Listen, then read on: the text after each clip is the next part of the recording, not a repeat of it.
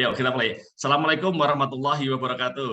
Waalaikumsalam. Alhamdulillahirobbilalamin. Assalatu wassalamu ala asrofil anbiya'i wal mursalin wa ala alihi wa sahbihi asmain. Asyhadu an la ilaha illallah wahdahu la syarikalah wa asyhadu anna Muhammadan abduhu wa rasuluh.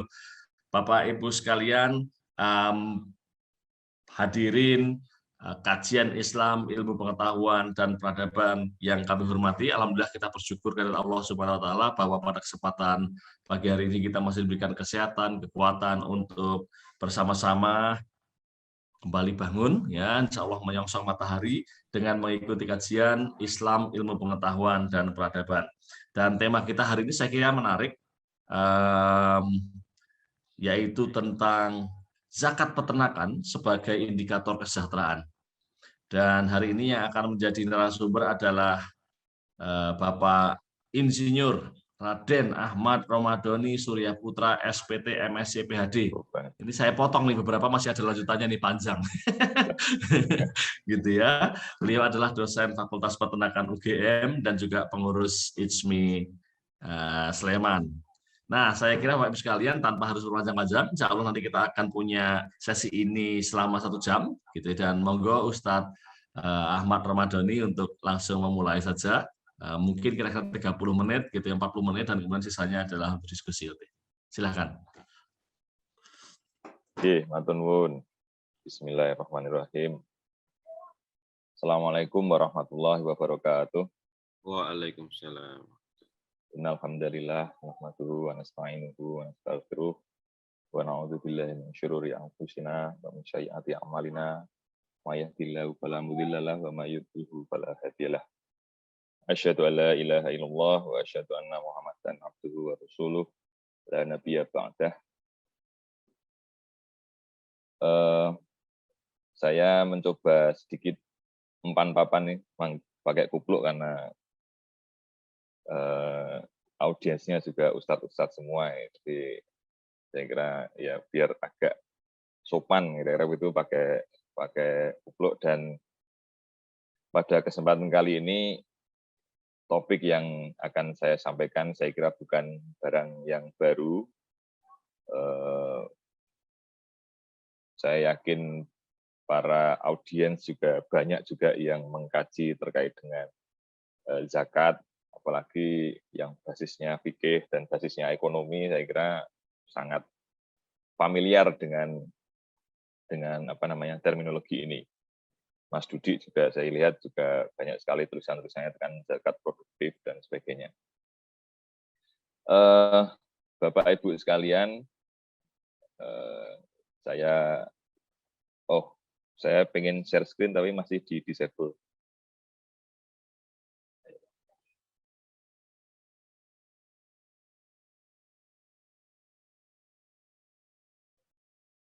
Sudah, oke. Oke,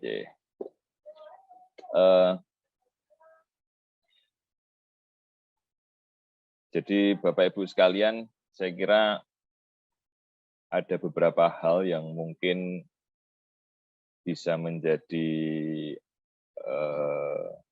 stimulan ya. Jadi pada pagi hari ini sebenarnya saya ingin membuat stimulasi saja bagi kita semua untuk semakin dalam mengkaji terkait dengan hal-hal yang sebenarnya bisa menjadi instrumen untuk di spesifik ya, instrumen untuk pemerataan ekonomi atau pemberdayaan masyarakat dan lain sebagainya. Memang ini bukan barang baru seperti tadi yang saya sampaikan.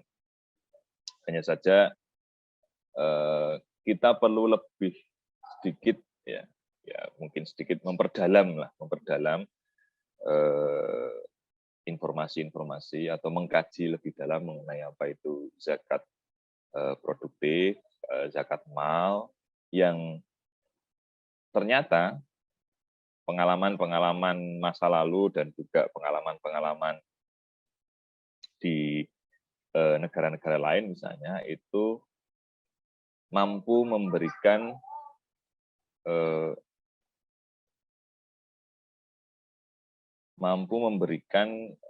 dampak yang positif nih. Dampak positif bagi Enggak well ini sebentar. Dampak positif bagi kemajuan masyarakat. Jadi ini perlu menjadi apa namanya, insight ya, menjadi insight bersama. Bagi saya mungkin karena background saya ada di dunia peternakan gitu ya, saya sehari-hari juga bergelut dengan topik-topik terkait dengan peternakan. Saya akan mencoba masuk dari sudut pandang komoditas, karena kalau saya masuk dari sudut pandang fikihnya atau sudut pandang zakatnya itu sendiri, mungkin ya itu domainnya Ustadz Robi dan kawan-kawan kira-kira gitu. Kalau saya masuk pada tata kelolanya, yaitu domainnya Mas Akbar dan kawan-kawan kira-kira gitu. Tapi saya mencoba melengkapi dari perspektif komoditasnya. Karena bagaimanapun di beberapa pendapat ulama, saya kira komoditas ini clear dijelaskan di situ. Oleh karena itu, saya mencoba mengawali dari slide ini yang menurut saya cukup menarik. Jadi mengapa ya kalau di bidang peternakan itu benci tapi rindu kira-kira gitu ya. Jadi banyak orang yang mungkin tidak tertarik untuk belajar tentang peternakan. Terbukti mahasiswanya juga animonya tidak sebanyak di bidang-bidang lain. Tapi nanti kalau sudah terkait hal-hal yang sifatnya berpengaruh pada penghidupan rakyat banyak gitu, halayak, maka komoditas ini menjadi idola bagi siapapun. Siapapun ngomong lah kira-kira gitu. Dan itulah yang ternyata ketika kita mencoba mengkaji lebih luas dalam sebuah rantai nilai, katakanlah gitu, rantai nilai di komoditas peternakan itu, agama kita saja di Islam itu paling tidak ada 4 itu syariat yang masuk pada proses tata nilai, rantai nilai dari komoditas peternakan. Di sisi produksi misalnya, jelas zakat itu jadi salah satu syariat yang dibebankan pada atau yang harus ditunaikan nih kira-kira gitu ya, harus ditunaikan oleh mereka-mereka yang terlibat pada sisi produksi. Jadi kalau sisi input kan jelas itu mungkin ya banyak ya, karena itu sisi bisnis. Kemudian di produksi seperti itu sudah terlihat, dan aturan-aturan fikihnya juga saya kira cukup detail kira-kira gitu. Misalnya kalau kambing zakatnya ya kalau sudah 40 ekor itu zakat satu kambing kira-kira. Itu kan bagi saya itu kuantifikasi yang sangat detail, dan itu sangat memudahkan bagi kita sebenarnya untuk menghitung sejauh mana potensi itu seperti apa. Kemudian di sisi output saya kira tidak begitu banyak, karena ini biasanya sudah pada proses jual beli.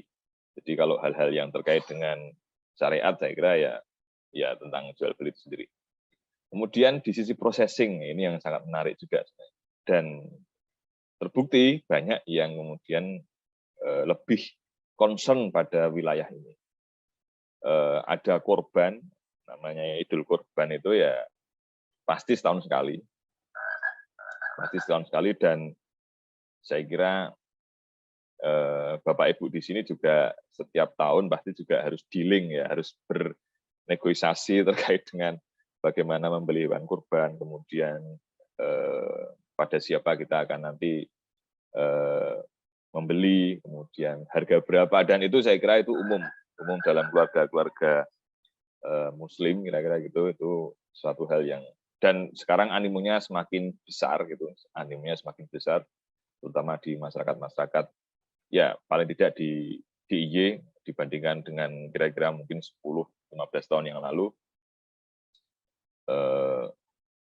sangat besar. Kemudian akikoh ya, ini spesifik terkait dengan kambing dan domba, ini juga menjadi salah satu hal yang masuk pada level ini. Kalau saya di level UMKM, pengusaha kambing domba yang masih UMKM itu, cara memberi semangatnya itu ya selama masih ada yang melahirkan atau rumah sakit bersalin itu masih terus membantu kelahiran bayi, maka bisnis ini nggak pernah akan mati. Dan yang paling penting, paling kritikal saya kira, karena ini terkait dengan hukum ya, itu adalah halal di wilayah ini. Dan ketiga hal ini, kalau saya ingin menyampaikan ya, ketiga hal ini banyak orang concern pada kajian-kajian tersebut terkait dengan korban, terkait dengan akikoh, dan yang sekarang sudah sangat advance kira-kira gitu ya, sudah cukup advance itu terkait dengan halal. Karena hal-hal yang terkait dengan hilir biasanya itu lebih menjadi kalau bahasa saya sih sebenarnya lebih disukai kira-kira gitu, lebih disukai karena dampaknya bisa sangat terlihat jelas dan saya kira tidak membutuhkan effort, bukan effort ya, tidak membutuhkan waktu yang lama untuk melihat dampak tersebut. Jadi misalnya kajian-kajian mengenai halal sendiri kan itu jelas, karena halal itu kan kalau dalam konteks komoditas peternakan kan ya berada pada titik kritis yang sangat pendek ya, pada saat pemotongan, kira-kira gitu. Ya setelah itu kan kita bicaranya lebih pada hal yang sifatnya toyib ya, tapi kalau yang terkait dengan halal haram kan titik kritisnya ada di situ. Bahwa nanti terkait dengan babi dan sebagainya itu kan satu hal yang lain di dalam rantai nilai yang lain. Itu. Ini yang tertarik. Nah, saya akan mencoba masuk pada level ini atau pada area ini, pada area zakat pada pagi hari ini, karena paling tidak di sisi kami sendiri di bidang-bidang peternakan sudah ada yang mengkaji, tapi nampaknya tidak sebanyak yang mengkaji halal kira-kira gitu. Karena mungkin itu tadi lebih dekat dengan konsumen, di sisi hilir itu lebih dekat konsumen, jadi artinya kemanfaatannya mungkin kemanfaatannya jauh lebih dirasakan lebih cepat di sisi orang banyak. Ya, tapi untuk zakat ini menjadi salah satu kajian yang belum banyak orang masuk di situ. Dan saya pribadi, tahun lalu ada satu riset yang nanti saya sampaikan di akhir, meskipun belum bisa 100% selesai karena sulit, referensinya juga tidak begitu atau tidak sebanyak kalau kita akan mengkaji terkait dengan halal haram. Tapi tidak masalah, ini hanya sekedar stimulan saja pada pagi hari ini. Bicara mengenai binatang ternak, ini saya kira kita tentu saja akan bicara banyak hal ya,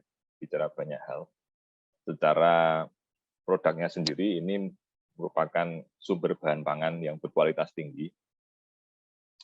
Ini butuh ya kualitas tinggi lah, artinya protein hewani itu termasuk pada level bahan pangan yang kualitas tinggi. Secara detail itu nanti akan bisa kita berikan argumennya. Dan ini merupakan sumber pangan hidup ya, Di era kita masih perjalanan antar negara atau antar area itu menggunakan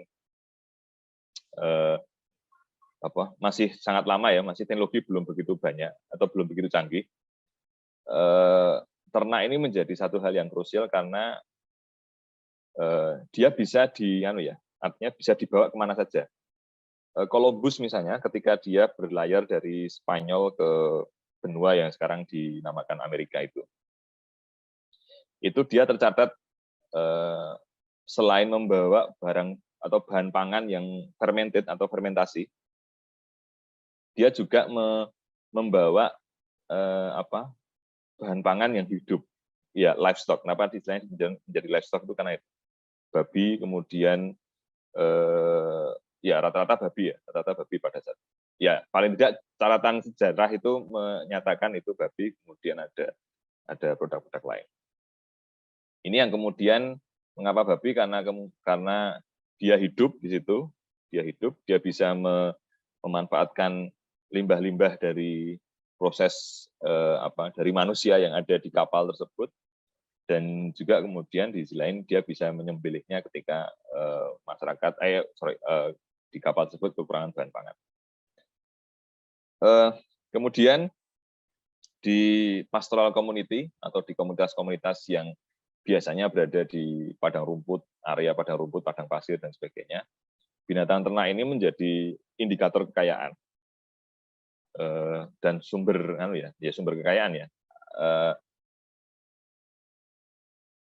Mereka biasanya ya memiliki ribuan, itu biasa. Ini biasanya dari daerah Afrika, kemudian Timur Tengah dan sebagainya. Sehingga tidak heran kalau kemudian syariat zakat ternak ini muncul, karena memang pada zaman Nabi atau nabi-nabi yang ada, yang kita imani, Nabi dan Rasul itu rata-rata beliau itu hidup di komunitas pastoral, di komunitas pastoral itu pasture, jadi padang rumput atau padang pasir. Jadi ya artinya mereka sangat, atau komunitas itu sangat akrab dengan ternak.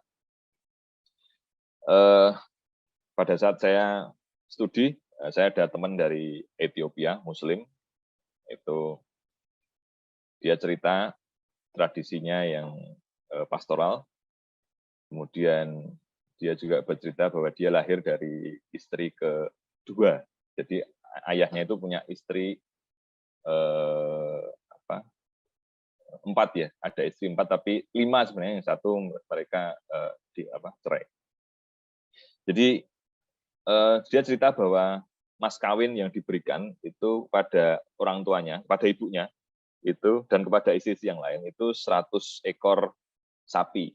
Itu mas kawinnya diberikan, dan salah satu indikator termudah yang bahwa si istri itu bisa menjaga kekayaan suami, kira-kira seperti itu adalah ketika jumlah sapi ini tidak berkurang. Nah, yang tadi ada istri yang dicerai itu karena katanya jumlah sapinya kurang. Pada saat menikah, setelah menikah sekian tahun, jumlah sapinya berkurang. Nah, itu kemudian dia dicerai. Berarti, dan ibunya teman saya ini itu jumlah sapinya bertambah, sehingga kemudian tetap sampai saat ini ya, kira-kira begitu. Itu umum, tradisi itu umum diterapkan atau dilakukan di sana. Pastoral community. Kemudian bagi agrarian community ini yang lebih banyak mungkin bercocok tanam, kira-kira seperti itu. Ini binatang ternak sebagai tabungan. Atau rojokoyo kalau di Jawa seperti itu. Jadi harta benda simpanan, kira-kira gitu, harta benda simpanan. Ya, agrarian community. Kalau tidak salah, nanti mohon dikoreksi juga. Nabi Muhammad itu kan lahir di Mekah, yang di sana komunitasnya adalah komunitas pedagang dan juga komunitas pastoral, kira-kira gitu. Jadi lebih ke pastoral. Dan pada saat beliau hijrah ke Madinah, Madinah ini sebenarnya lebih ke agrarian community. Selain pedagang ya, mereka agrarian community. Lebih banyak dengan tanaman, bercocok tanam. Maka katanya di Madinah pada saat itu adalah salah satu produsen kurma, kira-kira gitu. Kemudian selain dua hal tersebut, binatang ternak juga sebagai syariat. Jadi tradisi persembahan saya kira sudah sangat, dengan binatang ya, itu saya kira sudah sangat lama, sejak zaman Habil dan Qabil, kira-kira begitu ya. Jadi kalau ceritanya mempersembahkan itu ada yang mempersembahkan hasil-hasil pertanian, kemudian ada yang mempersembahkan binatang dan sebagainya. Sampai pada saat ini, termasuk kemudian di dalam agama kita, di dalam Islam, kemudian binatang persembahan itu kemudian dalam tanda kutip ya, istilahnya dilegalisasi dalam konteks zakat ternakan ini. Selain itu ya, ini hobi ya, pelangganan dan sebagainya, ini koleksi Saya kira banyak juga, dan mungkin fungsi-fungsi yang lain. Tapi dari sisi ini, dari fungsi-fungsi ini yang kemudian kita bisa menjustifikasi bahwa kepemilikan ternak itu ya terkait dengan harta benda. Sehingga kemudian ini menjadi sah, ya. Ini menjadi logis ketika agama kita kemudian memberikan syariat zakat ternak itu menjadi salah satu hal yang terkuantifikasi di situ. Selain selain zakat dalam bentuk kekayaan yang lain 2,5% dan sebagainya, maka zakat ternak itu ada aturannya tersendiri. Dan saya kira ketika aturan itu sudah dikuatkan oleh ulama-ulama setelah Kanjeng Nabi, itu karena ya sekali lagi ulama-ulama tersebut yang seringkali kita jadikan rujukan juga mereka berada pada situasi dan kondisi kultur budaya pastoral maupun agrarian community. Kalau masih di wilayah Timur Tengah ya lebih dominan ke pastoral community. Saya kira gitu. Ini zakat produksi ternak, kalau saya mungkin ya seperti itu terkait dengan ternak, saya kira ada beberapa persyaratan kira-kira gitu, persyaratan, dan ini saya mencoba mengambil dari keumuman saja, tidak didasarkan pada pendapat 1-2 orang ulama, tapi dari keumuman yang mungkin dari pemahaman yang saya dapatkan. Pertama tentu saja nisab ini sama seperti yang lain, saya kira, dan memang ada tiga komoditas yang itu spesifik diatur dalam konteks zakat ini, yaitu unta, sapi atau lembu, kemudian kambing atau domba. Jadi ini sapi lembu itu satu level ya gitu, kambing domba satu level. Mengapa tidak ada ayam misalnya? Ya memang di tradisi pastoral community itu tidak banyak dikenal unggas ya, unggas tidak begitu banyak. Unggas produktif ya, unggas yang terdomestifikasi itu sangat tidak banyak dikenal. Jadi ayam itu biasanya muncul di area-area yang itu agrarian community, jadi komunitas-komunitas agraris. Kalau di pastoral tidak begitu banyak dikenal, tidak begitu banyak yang terdomestifikasi. Kemudian ya termasuk babi ya, babi itu di pastoral community juga tidak begitu banyak dikenal sebenarnya. Makanya seringkali banyak orang juga bertanya kenapa kemudian pada saat Nabi atau Quran itu mengharamkan babi pada saat itu ya, yang diturunkan pada Nabi dan di komunitas-komunitasnya yang pada saat itu mungkin mayoritas belum tahu, atau banyak yang belum tahu babi itu kayak apa, saya kira. Tapi ya ini kan hukum ini kan atau Islam ini kan untuk umat seluruh alam ya, umat seluruh alam dan sampai akhir zaman. Kemudian haul ini sudah tersimpan atau kekayaan itu sudah tersimpan selama 1 tahun, atau kalau dalam bahasa ternak itu berarti kekayaan itu sudah dikelola selama 1 tahun, gitu. Karena kita sifatnya kan produktif ya, dikelola selama 1 tahun dengan nominal yang minimal ada di situ. Jadi kalau misalnya kambing domba ya berarti selama 1 tahun itu dia tidak pernah turun dari 40 ekor kira-kira begitu ya, kira-kira seperti itu.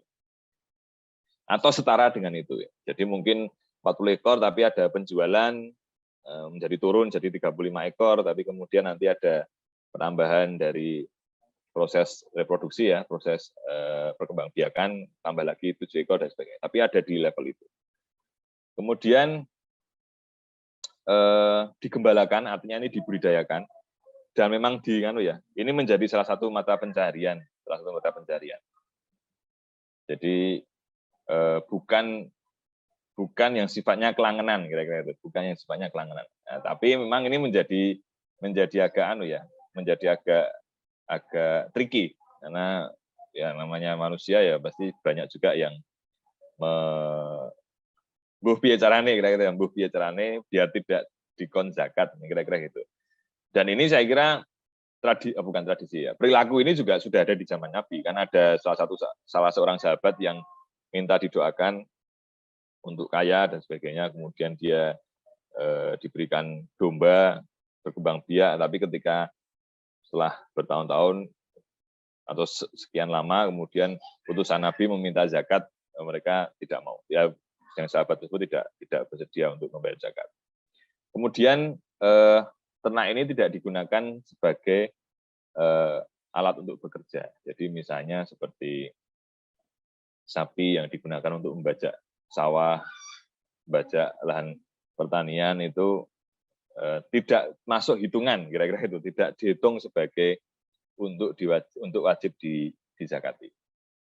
Ya, tentu saja banyak perdebatan terkait dengan ini, tapi sekali lagi ini beberapa komponen-komponen yang secara umum saya pahami dan mungkin dipahami oleh khalayak. Nah,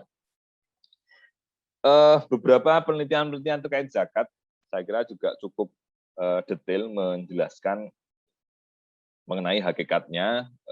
Ini gambaran umumnya saja bahwa pertama tentu saja untuk distribusi kekayaan. Kalau dalam bahasanya Mas Akbar, Mas Dudi, dan kawan-kawan itu ya pemerataan lah kira-kira itu ya, bagi pemerataan ekonomi. Kemudian tentu saja pengentasan kemiskinan. Jadi itulah kenapa kemudian lembaga-lembaga zakat itu selalu dekat dengan program-program pemberdayaan. Karena memang hakikatnya ya zakat itu sebagai salah satu pendistribusian zakat itu diarahkan untuk pemberdayaan ekonomi. Kemudian perluasan lapangan kerja. Ya. Jadi entah itu kemudian disupport menjadi wirausaha, entah kemudian dia disupport untuk keahlian atau keterampilan, untuk peningkatan keahlian dan peningkatan keterampilan, tapi prinsipnya ini bisa dimanfaatkan sebagai salah satu instrumen untuk perluasan lapangan kerja. Spesifik terkait dengan zakat hayati itu ya zakat pertanian dan peternakan, ini bisa menjadi salah satu akses terhadap bahan pangan berkualitas, apalagi kalau di ternak ya kualitas. Ya, selain itu juga mungkin lembaga-lembaga zakat juga memiliki program-program yang bagus juga, seperti misalnya zakat korban kornet dan sebagainya yang kemudian diawetkan, kemudian didistribusikan ke area yang lebih luas dan sebagainya. Nah, ini yang saya kira menjadi ketika zakat itu menjadi salah satu instrumen yang digunakan untuk pengentasan kemiskinan, maka sebenarnya ada pertanyaan yang bagi saya juga cukup mendasar, yaitu pinginnya zakat kan menjadi yang miskin ke sejahtera, kira-kira gitu ya. Jadi dari miskin ke sejahtera, dari mustahik, dari mereka yang diberi zakat pada dengan harapan pada masa yang akan datang dia juga akan menjadi muzaki. Pertanyaan mendasarnya adalah berapa lama, kira-kira gitu. Ini mungkin bisa jadi joke, tapi saya kira kita juga perlu untuk lebih arif untuk melihat. Lembaga zakat banyak sekali sudah bermunculan sejak zaman mungkin menjamur atau banyak sekali 15 tahun terakhir lah, kira-kira 15-20 tahun terakhir. Sejauh mana sih itu bisa memberikan dampak positif bagi masyarakat, terutama terkait dengan pengentasan kemiskinan. Nah, ini kan masih menjadi problem di kita ya. Kemudian, pernah nggak kita menghitung satu unit orang miskin kira-kira gitu, atau satu unit mustahik, itu ketika menjadi satu unit muzaki, itu butuh berapa biayanya. Jadi berapa lama dan berapa biayanya, kira-kira gitu. Satu unit mustahik menjadi satu unit muzaki itu butuh berapa lama dan butuh berapa biaya. Ini pertanyaan yang sangat menarik sebenarnya, yang selalu juga saya tanyakan, dan ketika kita berdiskusi dengan beberapa ahli juga nampaknya belum bisa menjawab gitu loh, belum bisa menjawab. Nah, ini saya kira ada dua area sebenarnya yang kita kalau terkait zakat ya, ada dua area di sini. ada mobilisasinya, ada agricultural products, animal zakat, cash, gold, perdagangan dan sebagainya. Kemudian ada distribusi di sini. Ya, memang kemudian zakat itu tidak hanya didistribusikan pada orang miskin, tapi ada yang lain-lain. Tapi paling tidak ketika kita fokus pada mereka miskin dan membutuhkan, itu sekali lagi satu unit mustahik untuk menjadi satu unit muzaki itu dibutuhkan berapa lama dan berapa biaya. Itu saja. Dan itu pertanyaan mendasar yang kemudian saya mencoba untuk mensimulasikan pada komoditas atau pada bidang saya, misalnya di peternakan. Sebenarnya ini saya kira juga sangat mungkin disimulasikan di bidang-bidang yang lain. Tetapi mungkin ada beberapa hal yang agak sulit diakses. Itu. Misalnya emas misalnya. Jadi kalau misalnya kita nanti zakat emas itu kan ya kita akan sulit mengakses tuh ya. Mustahik kita itu kekayaannya berapa dan sebagainya. Itu kayaknya butuh satu hal yang instrumen lain yang mungkin lebih memaksa ya. Tapi kalau dalam konteks zakat peternakan atau zakat pertanian bahkan itu sangat mudah dan sangat terlihat, sangat mungkin dikuantifikasi dengan mudah. Jadi lagi peran lembaga zakat karena kita bicara zakat dan tata kelolanya, maka tentu ini menjadi entitas yang sangat penting itu, hal penting. Untuk mendistribusikan zakat ke 8 asnaf atau 8 kriteria tadi, untuk melakukan mobilisasi penerimaan zakat dan juga merealisasi potensi zakat ya. Kita sekarang bicara seringkali potensi zakat, tapi tanpa ada yang mengeksekusi tentang realisasinya agak sulit. Kemudian perencanaan program. Nah, ini yang kemudian nampaknya mungkin tidak atau belum terlalu banyak melibatkan ahli. Ataupun kalau sudah banyak mungkin perencanaan programnya tidak terlalu spesifik kira-kira. Tapi ya ini saya kira otokritik lah buat kita. Kemudian pendampingan teknis. Jadi beberapa kali kegiatan-kegiatan pemberdayaan itu memiliki keterbatasan dalam pendampingan teknis. Baik dari para ahli atau para atau individu atau mereka-mereka yang memang secara keseharian memiliki keahlian di sana. Ini pertanyaan tadi, jadi waktunya berapa lama sih dari mustahik ke muzaki, kemudian anggarannya berapa, biaya dan investasinya, kemudian intervensi program yang dibutuhkan itu seperti apa. Ini yang kemudian saya mencoba melakukan simulasi di dalam bidang kami ya, di peternakan. Ini sebenarnya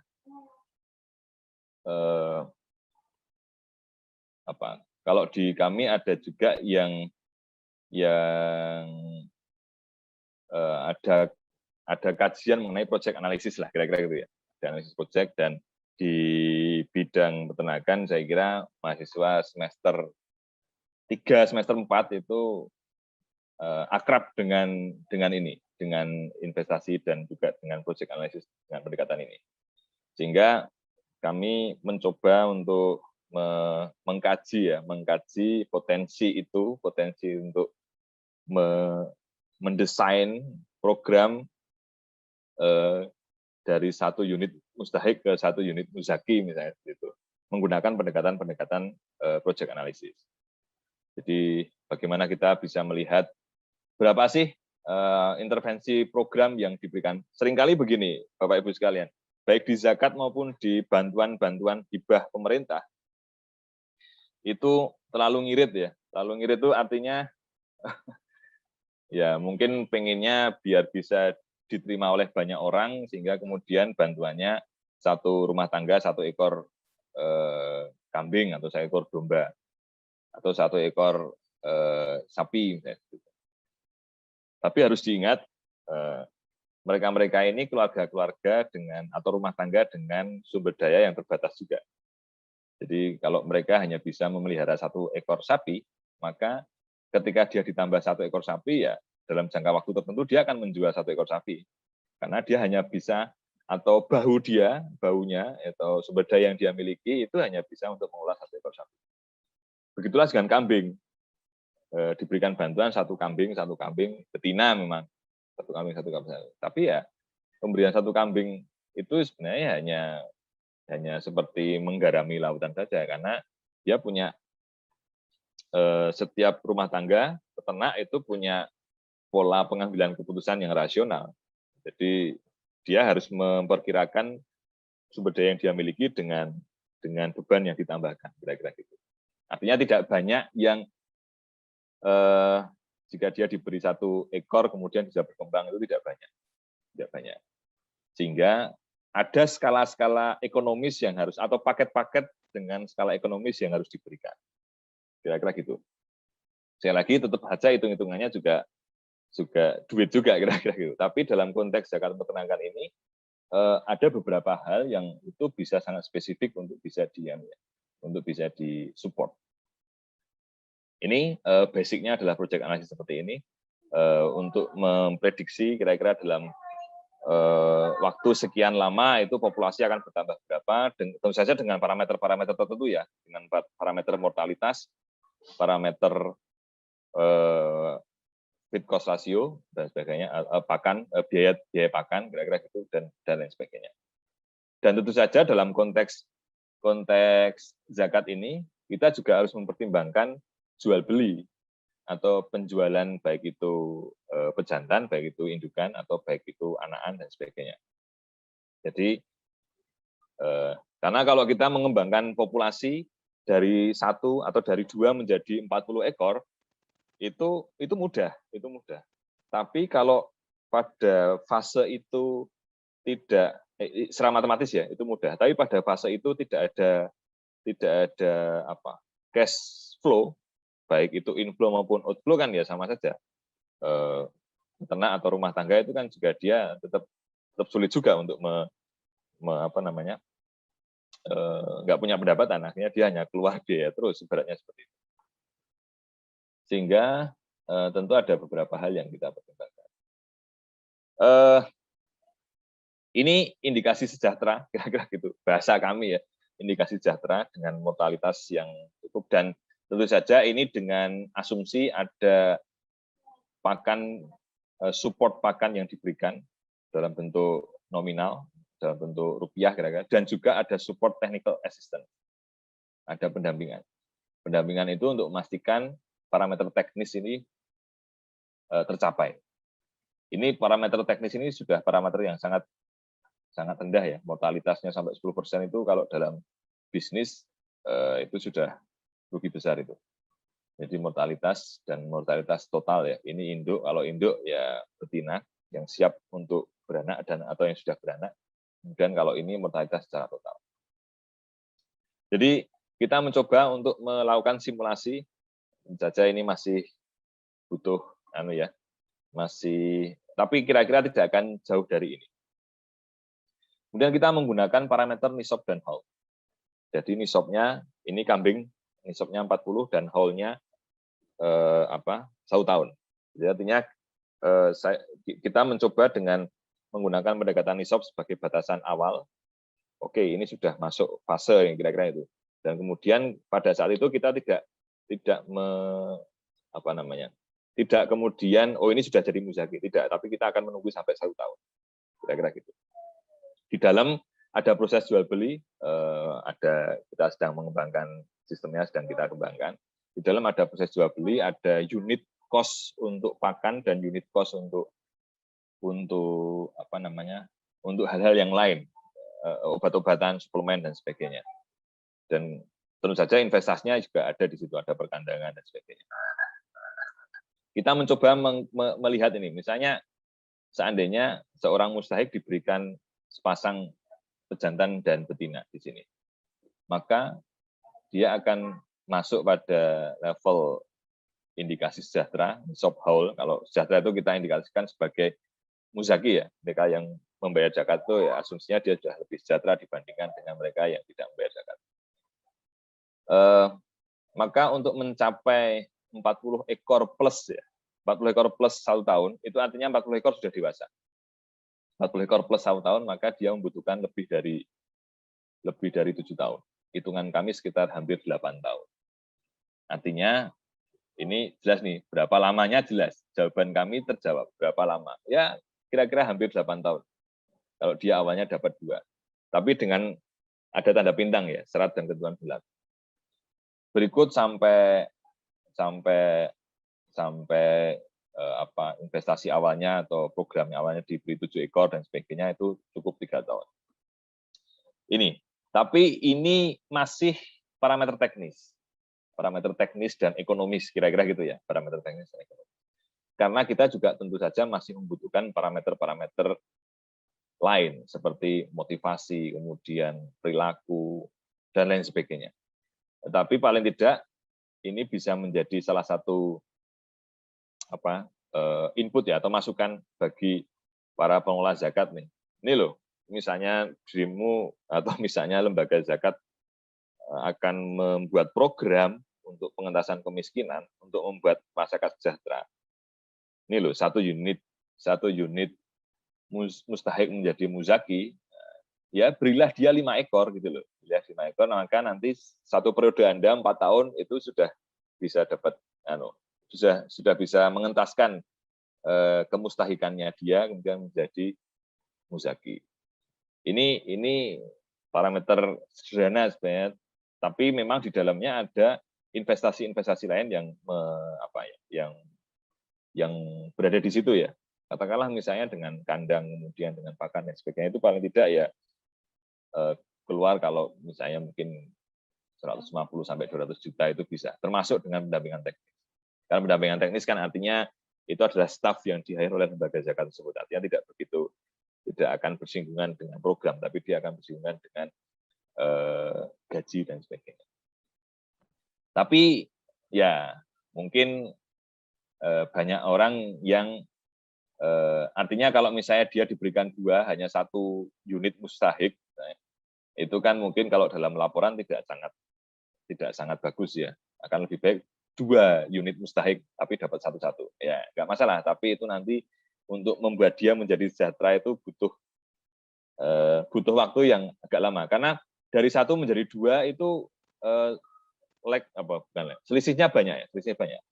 1 itu mungkin bisa sampai 10 tahunan lebih. Jadi kalau ada 1 mustahik diberikan 1 ekor sekarang, nanti baru kurang lebih ya 10 tahun ke depan itu baru dia jadi muzaki. Nah, itu ya nanti dari sisi ini kita bisa mengkaji sisi optimasi dan sebagainya. Tapi paling tidak ini penelitian kami sedang sampai pada tahap ini, masih deg-degan juga apakah ini ya bisa dilakukan atau tidak, karena ini masih basisnya modeling, basisnya simulasi, belum masuk pada level empirik. Sehingga ini terakhir dari saya catatan yang bisa mungkin kita ya barangkali nanti kita bisa mengkaji bersama. Bagaimanapun ini potensial ya, zakat ternak ini potensial untuk program pengentasan kemiskinan. Karena ada parameter yang jelas, gitu. Ada parameter yang jelas.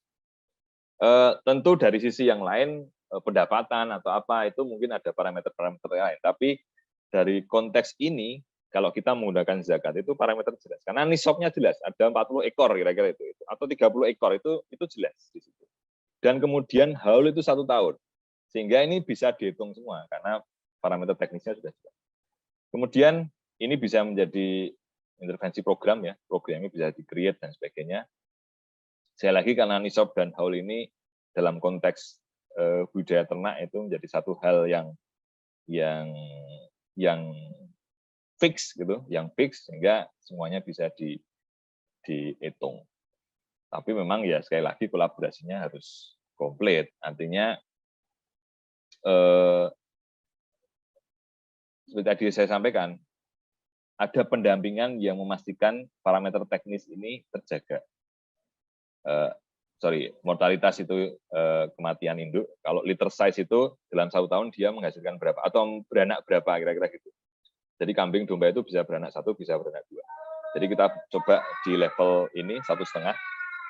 Tapi rata-rata kambing domba itu sudah cukup bagus kalau dia berada di level ini.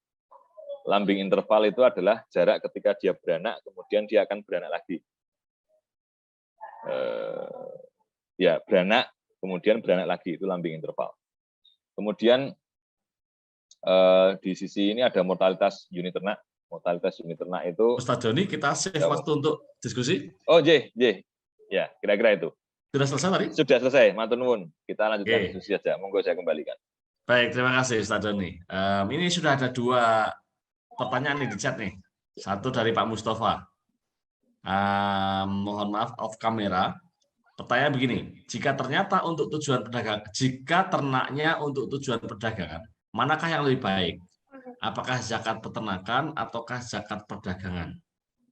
Untuk zakat peternakan, bagaimanakah binatang ternak yang diambil susu perahannya dan bagaimanakah untuk zakat peternakan lebah madu? Nah. Ya, zakat peternakan dan perdagangan itu sebenarnya ya itu tipis-tipis lah ya, tipis-tipis. Saya punya banyak teman yang popularitas ternaknya itu 500 ekor kambing dan sebagainya. Ada yang 2000-an itu di area Jogja saja itu sudah sekian banyak. Ya, memang itu bisa diterapkan zakat perdagangan karena mereka melakukan perdagangan. Tapi kan kita punya tidak hanya sekedar nisab kan, kita punya haul di situ. Haul itu 1 tahun. Artinya kalau dia misalnya memang dia berdagang, tapi dalam 1 tahun jumlah populasinya tidak pernah turun dari 40 ekor misalnya, itu artinya sebenarnya meskipun ekornya atau unitnya itu berganti-ganti, kalau saya pribadi itu akan lebih pas kalau dia juga akan menggunakan pendekatan zakat peternakan.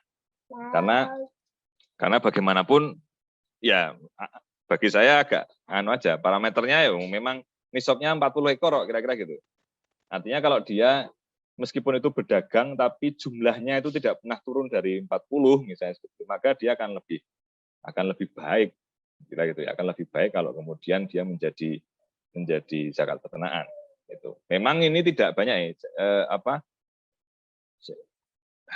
ya kalau untuk madu dan lain sebagainya, saya kira kalau lebah mungkin ya tidak masuk dalam zakat peternakan meskipun itu binatang ternak, tapi secara aturan agama saya kira itu ya monggo itu bisa didiskusikan pada ahli-ahlinya. Tetapi itu yang jelas itu usaha produktif yang menguntungkan juga. Kemudian kalau mohon maaf ini ada noise sedikit. Kemudian untuk peternakan yang diambil susu perahannya, saya kira ya memang ternak itu kan komoditas yang menghasilkan daging, susu dan telur, kira-kira gitu ya. Dan hasil-hasil lain seperti madu, kemudian ulat sutra dan sebagainya. Tapi ya apapun yang dihasilkan dia kalau itu masuk dalam konteks ternak, binatang ternak dan masuk dalam yang diatur lah kira-kira itu dalam zakat ternak itu sendiri, saya kira ya itu tetap menjadi kekayaan yang subjek to be zakat, kira-kira subjek untuk diambil zakatnya, kira-kira gitu. Itu yang penting. Kemudian ini ada, saya sekalian baca langsung aja ya Mas Akbar ya. Dari Mas Dudi ini, contoh hamil di Sleman yang menerima zakat ternak. Saya belum pernah ya, belum pernah tahu ya. Jadi terus, kalau zakat ternak dalam bentuk ternak, nganti wedhus terus jadi tekane nang ngendi ya, itu kalau dari sisi kelembagaan saya belum pernah dapat cerita atau dapat informasi. Tapi kalau dalam konteks person to person, artinya tidak dikelola oleh lembaga ya, itu saya kira banyak yang melakukan itu. Beberapa kawan-kawan juga melakukan itu. Misalnya teman saya di Pelosok Kuning itu juga dia mengambil satulah dari sekawanan sekumpulan atau ternak yang dia miliki, diambil satu diberikan kepada yang lain. Terus nanti diberikan kepada siapa? Diberikannya terus nanti itu disembelih atau diternakan lagi? Oh, diternakan lagi. Berarti harus asnafnya juga peternak gitu kira-kira. Iya, itu masih dalam kalangan sendirilah kira-kira gitu ya. Kalangan sendiri. Karena kan itu sifatnya masih person to person ya. Kemudian ngasihnya ke tetangganya. Jadi kalau kira-kira nanti yang yang asnaf miskinnya adalah ASN golongan 1A itu disembelih aja ya, karena nggak bisa toh. Ya itu nanti kalau yang golongan 1 itu ya mungkin lebih disupport ke aja, nambah gaji gitu aja malah. Tapi kira-kira itu yang terjadi di beberapa yang kita juga akan rencanakan sebagai kajian empiriknya itu teman-teman ada kemudian yang di Pelosok Kuning itu teman saya juga melakukan gitu. Artinya dia punya sekitar 50-an ekor itu ya pada satu tertentu dia memberikan satu kepada tetangganya. Ya digilir sih kira-kira itu, digilir sih seperti itu. Tapi memang ini skalanya masih puluhan ya, masih nisab yang puluhan, belum yang ratusan atau ribuan. Padahal itu banyak. Maka kalau kita bicara potensi zakat ya dihitung saja ternaknya itu paling gampang itu. Di Sleman ternaknya ada berapa? Ya dibagi pada nisab. Itu aja. Itu paling mudah. Tapi saya kira itu kan kemudian tidak kepemilikan per ekor ya. Tidak kepemilikan per rumah tangga. Jadi memang kadang-kadang ya juga menjadi tidak fair. Tapi kalau secara nasional aja kepemilikan aja itu tidak lebih dari, kalau sapi aja tidak lebih dari 2 ekor kok kayak gitu ya. Itu memang belum masuk pada nisab kalau rumah tangga rata-rata ya. Rata-rata seperti itu. Tapi kalau di Sleman untuk misalnya terkait dengan kambing misalnya, itu ada asosiasi misalnya BPKDY. Ada enggak rawuh biasanya, termasuk di kita juga Mbak Nafiatul Umami itu juga salah satu suaminya ketuanya BPKDY. Itu saya kok yakin di situ BPKDY itu juga paling tidak rata-rata kepemilikan mereka itu ya lebih kalau cuma 40 ekor. Sehingga itu bisa dihitung sebagai potensi zakat, kira-kira gitu. Tapi boleh tanya lagi Pak Akbar? Ya silakan, nggak apa-apa. Oke, matur nuwun, ini aja nih mungkin yang udara saja sebenarnya kan saya termasuk yang diamanai Pak Akbar untuk nguplek-nguplek zakat ini selama beberapa tahun ini. Jadi dan ya makin bingung lah belajar zakat itu karena rentang khilafiahnya itu luar biasa. Jadi mungkin kalau kita bicara itu mungkin harus disepakati dulu kita kacamatanya fikih klasik atau kontemporer. Karena itu beda sekali. Kalau sudah masuk fikih kontemporer itu gampang sekali ngitung hantam berapa itu kan apa ya. Saya kira mungkin kalau yang ini kan ada haul tadi permasalahannya harus setahun itu. Nah saya kira tadi juga mungkin kaitannya dengan Pak Mustafa tadi diskusi. Saya kira kalau fikih klasik bukan zakat perdagangan tapi zakat stok barang dagangan. Jadi stok barang dagangan itu kalau misalkan mengendap setahun ora payu-payu lah itu mencapai nisab, mencapai haul baru kemudian dikeluarkan zakatnya. Sehingga kalau kemudian peternak dan apa itu nanti mungkin beda nih. Kalau peternak ya zakatnya peternakan karena dia budidaya. Nah kalau yang stok barang dagang itu kalau belantik duwe wedhus ora payu-payu tekan setahun mencapai nisab dan haul lah itu baru kemudian masuk yang apa zakat stok barang dagangan bukan zakat perdagangan ya. Karena sekarang kalau kita bicara kontemporer itu luar biasa seperti rekayasa genetika. Karena ada namanya sekarang zakat THR, zakat apa ya. Bahkan kemudian perusahaan pun disakati gitu kan. Apa ya padahal kita tahu itu rukun Islam ya yang melekat pada muslim apa ya itu perusahaan besok terus dihisap di padang mahsyar kamu nggak bayar zakat. Jadi semangatnya seolah-olah kan hanya omset perolehan gitu.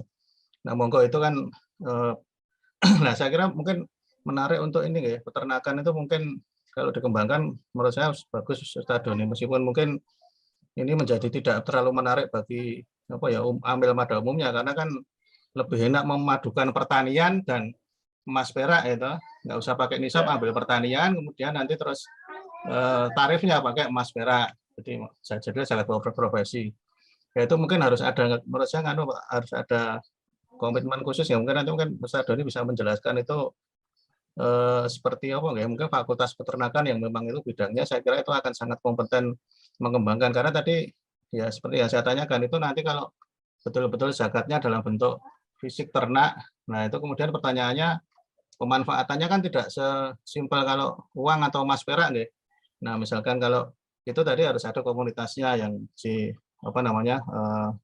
mustahik itu komunitas yang dia juga bisa mengembangkan ternak dan juga mungkin perlu support yang lain ya saya kira tidak hanya kemudian ternaknya tapi ada pendampingan ada mungkin modal bentuk yang lain juga yang untuk mendukung itu atau kalau kemudian dalam bentuk apa tadi misalkan tidak harus peternakan nanti mungkin supaya manfaatnya bisa apa ya tidak bisa jangka panjang mungkin dibentuk dalam bentuk kalengan kayak kornet itu. Jadi saya kira mungkin menurut saya potensi yang menarik dikembangkan Ustaz Doni karena ini belum banyak dilirik ya. Mungkin nanti kita juga main skala nanti kalau skalanya mungkin hanya skala sekabupaten yang kita punya terstruktur itu saya kira itu lumayan mensejahterakan. Karena sekali lagi ini juga ada tuntunannya dalam syariat Islam. Ya mungkin itu aja, matur nuwun. Ya, makasih Pak Doni. Pak Doni, kita juga waktunya sudah 6.30 jadi mungkin pendek saja Pak Doni.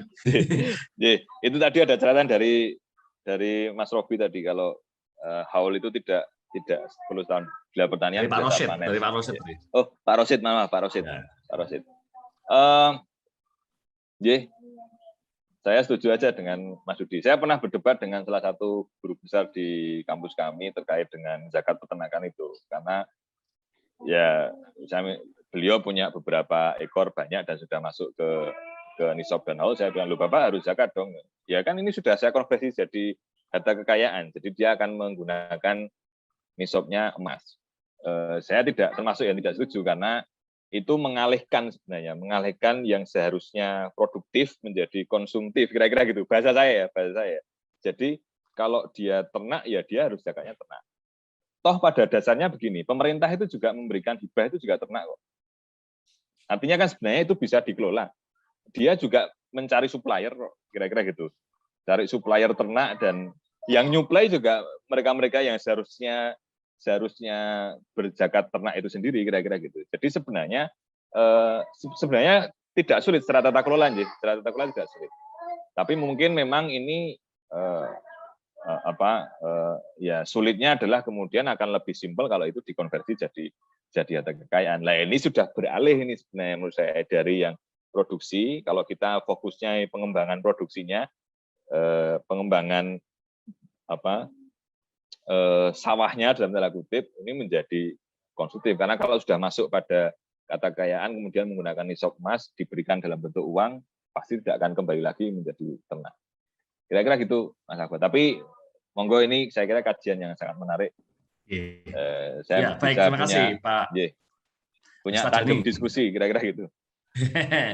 Ya. Terima kasih banyak. Saya kira membuka pikiran. Saya terus terang begini ya. Saya ya ikut-ikutan Pak Dudi itu baca-baca tentang zakat, begitu sesekali, walaupun dari sisi ekonomi.